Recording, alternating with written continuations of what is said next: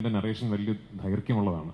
ഒരു 6 മണിക്കൂറോളം എടുത്തിട്ടാണ് ഞാൻ സിനിമയുടെ കഥ പറയുന്നത്. ആ ഒരു 6 മണിക്കൂർ ദൈർഘ്യമുള്ള നറേഷൻ കേട്ട രണ്ട് വ്യക്തികൾ ലാലേട്ടനും ശ്രീ ആന്റണി പെരുമ്പാവൂരുമാണ്. അപ്പം ഞാൻ വെറും എൻ്റെ 3ാമത്തെ സിനിമ മാത്രം ചെയ്ത് അതിൻ്റെ റിലീസ് കാത്തു നിൽക്കുന്ന, ഇപ്പോഴും നമ്മുടെ തലതൊട്ടപ്പന്മാരുടെ മുന്നിൽ ഒരു പുതിയ സംവിധായകനാണ്. ഇപ്പോഴും ഒരു മലയാള സിനിമയിലെ ഏറ്റവും ജൂനിയർ മോസ്റ്റ് ഡയറക്ടേഴ്സിൽ ഒരാളാണ് ഞാൻ.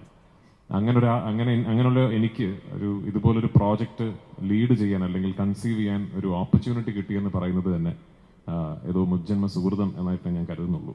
അതിന് ഞാൻ ആദ്യം നന്ദി പറയേണ്ടത് മുരളി ഗോപിയോടാണ്. എൻ്റെ ബ്രദർ, എൻ്റെ റൈറ്റർ, മൈ കോ ക്രിയേറ്റർ. ഞാൻ സംവിധായകനാകാൻ കാരണം ശ്രീ മുരളി ഗോപിയാണ്. അദ്ദേഹമാണ് എന്നോട് ഒരു കഥ പറഞ്ഞിട്ട് ഇത് രാജു സംവിധാനം ചെയ്യുന്നോ എന്ന് ചോദിക്കുന്നത്. ആ ചോദ്യത്തിലാണ് ലൂസിഫർ സംഭവിക്കുന്നത്.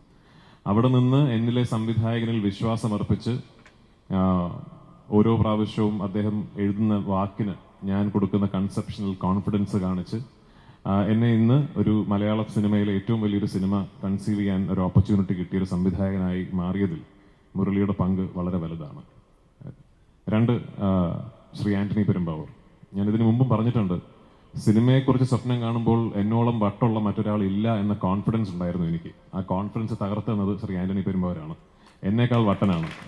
അപ്പോൾ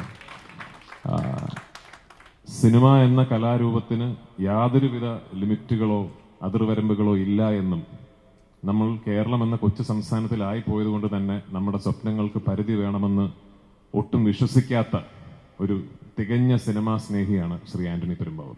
അങ്ങനെ ഒരാളെ എൻ്റെ നിർമ്മാതാവായി ലഭിച്ചതിൽ ഞാൻ ഒരുപാട് സന്തോഷിക്കുന്നു. ദൈവത്തോട് നന്ദി പറയുന്നു. ലാലേട്ടൻ, ഇത് നമ്മളൊക്കെ ഇവിടെ നിന്ന് എന്ത് സംസാരിച്ചാലും ഇത് സംഭവിക്കാനുള്ള കാരണം ലാലേട്ടന്റെ ഭാഗത്തു നിന്നുള്ള ശരിമനെ ആണ്. അപ്പോൾ അദ്ദേഹം എൻ്റെ അടുത്ത് നമ്മൾ ഈ സിനിമ ചെയ്യുന്നു എന്ന് പറയുന്നിടത്താണ് ലൂസിഫർ സംഭവിക്കുന്നതും. ലൂസിഫറിന്റെ 2ാം ഭാഗം ആയ എമ്പുരാൻ മുരളിയും ഞാനും കൂടി കൺസീവ് ചെയ്തതിന് ശേഷം സത്യത്തിൽ ഞങ്ങൾ തമ്മിലുള്ള ആദ്യത്തെ ഡിസ്കഷൻ ഇത് നടക്കില്ല കേട്ടോ ആയിരുന്നു. കാരണം എനിക്ക് അപ്പോഴേ മനസ്സിലായി, ഞാനത് ഒരുപാട് വലിയ രീതിയിൽ സ്വപ്നം കണ്ടുപോയി എന്ന് എനിക്ക് അപ്പോഴേ മനസ്സിലായി. അങ്ങനെ ഞാൻ ആക്ച്വലി വിളിച്ച് വലിയ ബിൽഡപ്പ് ആയിരുന്നു ലാലേട്ടനോടും ശ്രീ ആന്റണി പെരുമ്പാവൂരിനോടും. ഞാനൊരു സ്ക്രിപ്റ്റ് പറയാൻ വരുന്നുണ്ട്, അതൊന്ന് പ്രിപ്പയർഡ് ആകണം, അത് നിങ്ങളൊന്ന് ഇരുന്ന് കേൾക്കണം എന്നൊക്കെ പറഞ്ഞ് ഞാൻ ദുബായിൽ ശ്രീ ആന്റണി പെരുമ്പാവൂരിന്റെ ഓഫീസിൽ പോയി. അവിടെ വെച്ചിട്ടാണ് ലാലേട്ടനോട് സ്ക്രിപ്റ്റ് പറഞ്ഞ് കേൾപ്പിക്കുന്നത്. എൻ്റെ മനസ്സിൽ ഒരു 50% വിശ്വാസമേ ഉണ്ടായിരുന്നുള്ളൂ ഇത് ചിലപ്പോൾ ഇത് നടക്കുമെന്ന്. പക്ഷേ ഞാൻ ആ സ്ക്രിപ്റ്റ് മുഴുവൻ ഈ സിനിമയുടെ എൻ്റെ കോർ ടെക്നീഷ്യൻസിന് പുറമെ, ടെക്നീഷ്യൻ ടീമുകൾക്ക് പുറമെ ഈ സിനിമയുടെ ഒരു മുഴുനീളം, എൻ്റെ നറേഷൻ വലിയ ദൈർഘ്യമുള്ളതാണ്. ഒരു 6 മണിക്കൂറോളം എടുത്തിട്ടാണ് ഞാൻ സിനിമയുടെ കഥ പറയുന്നത്.